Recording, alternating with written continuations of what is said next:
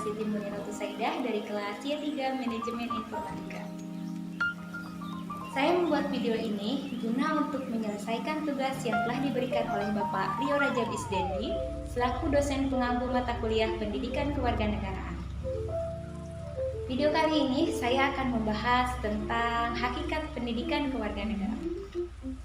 Pendidikan kewarganegaraan merupakan bidang yang dapat kita temukan di hampir seluruh negara-negara di dunia. Mungkin hanya namanya saja yang berbeda.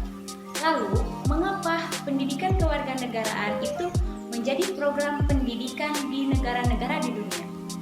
Karena secara filosofis, negara yang menginginkan dirinya eksis, maka warga negaranya harus dididik menjadi warga negara yang cerdas dan baik, atau smart and good citizen.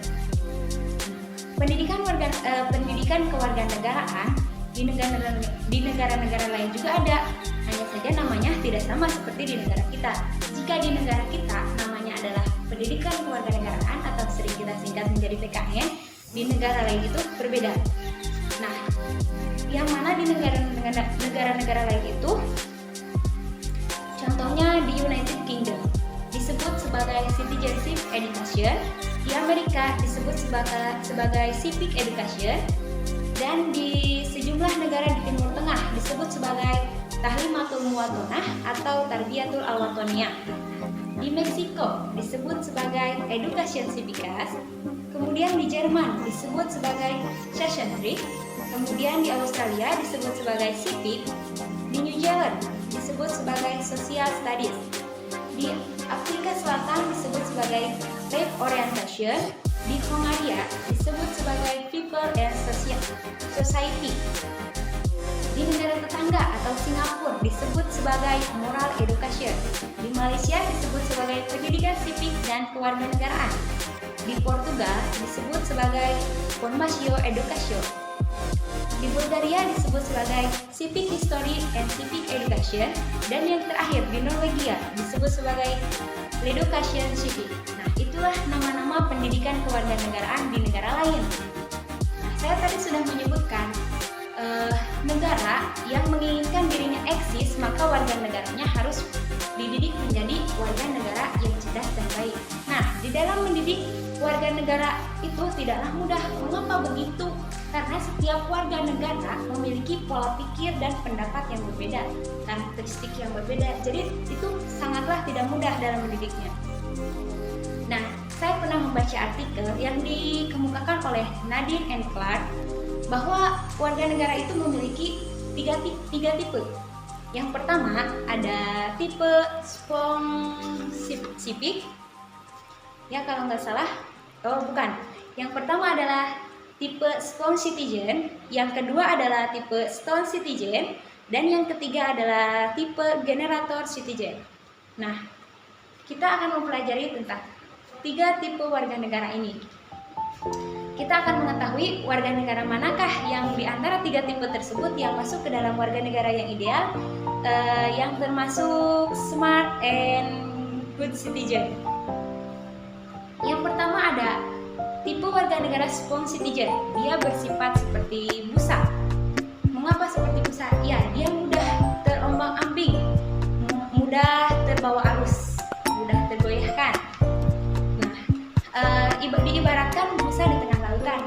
Ketika dia terhempaskan oleh ombak ke kanan, maka dia juga akan ikut hanyut ke kanan. Begitupun sebaliknya, ketika ombak menghembuskannya, membawanya hanyut ke kiri, dia akan ikut ke kiri.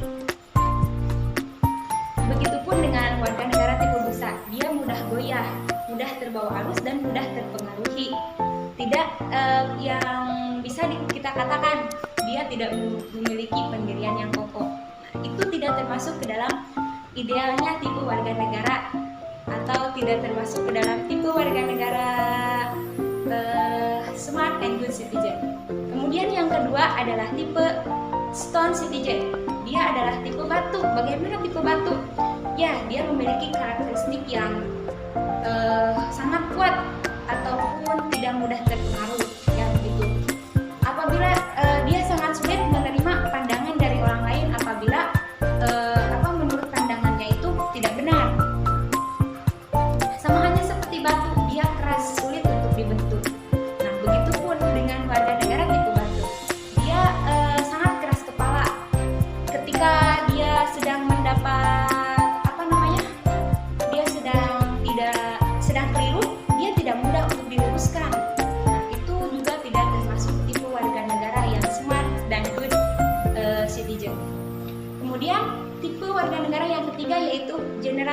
citizen.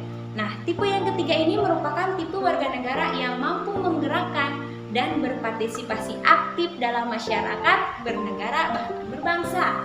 Nah, inilah tipe yang ketiga inilah yang masuk ke dalam tipe ideal smart and good citizen. Nah, kemudian kita membahas tentang pendidikan kewarganegaraan ini. Fungsinya yaitu agar kita bisa menjadi warga negara yang cerdas dan baik. Kemudian kita bisa memiliki pengetahuan tentang kenegaraan, menumbuhkan rasa cinta tanah air, dan menjadi manusia yang berkepribadian Indonesia. Maka dari itu, ternyata pendidikan kewarganegaraan itu sangat diperlukan dan sangat-sangat diperlukan, yaitu untuk mendidik warga negara muda agar mampu merawat dan menumbuhkan modal sosial dan kekayaan jiwa. Sehingga strategisnya posisi geografis, geopolitik, dan geoekonomi Indonesia serta multikultural bangsa Indonesia dapat membawa kesejahteraan bagi bersama. Nah, kemudian kemiskinan terparah suatu bangsa bukanlah kemiskinan sumber alam ataupun kemiskinan sumber daya, melainkan kemiskinan jiwa. Ketika warga negara hanya bisa bertanya apa yang bisa didapatkan dari negara, ketika penyelenggara negara hanya memburu kehormatan, tidak bisa memikul tanggung jawab dari kehormatan tersebut, maka dari itu posisi geografis, geopolitik, dan geoekonomi Indonesia serta multikultural bangsa Indonesia tidak dapat membawa kita kepada kesejahteraan bersama. Untuk itu, kepada jiwa-jiwa muda, mari kita tumbuhkan kembali rasa semangat belajar pendidikan kewarganegaraan agar kita bisa membawa bangsa Indonesia ini menjadi bangsa yang lebih sejahtera. Oke, mungkin cukup sekian yang dapat saya sampaikan. Terima kasih. Wabillahi taufiq wal hidayah. Wassalamualaikum warahmatullahi wabarakatuh.